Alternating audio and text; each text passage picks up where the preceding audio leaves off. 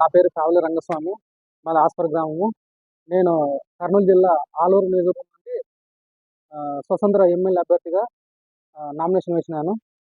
మా ఆలూరు నియోజకవర్గంలోని ప్రధాన సమస్యలు సాగునీరు, అలాగే వలసల నివారణ చర్యలు, మా నియోజకవర్గంలోని మౌలిక వసతులు కానీ, నిరుద్యోగ యువతకి ఉద్యోగ అవకాశాలు కానీ ప్రధాన సమస్యగా ఉన్నాయి.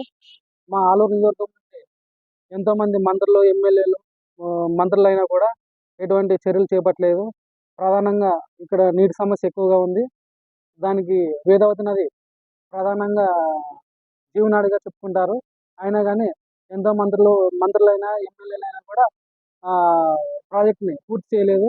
నాలాంటి యూత్కి ప్రతి ఒక్కరు ఓటు వేసి గెలిపిస్తే నీటి సమస్యను కానీ, తాగునీరు సమస్య కానీ, రైతులకి సాగునీరు అందించే విధంగా, అలాగే యువతరానికి ఉద్యోగ అవకాశాలు, ఉపాధి అవకాశాలు కల్పిస్తానని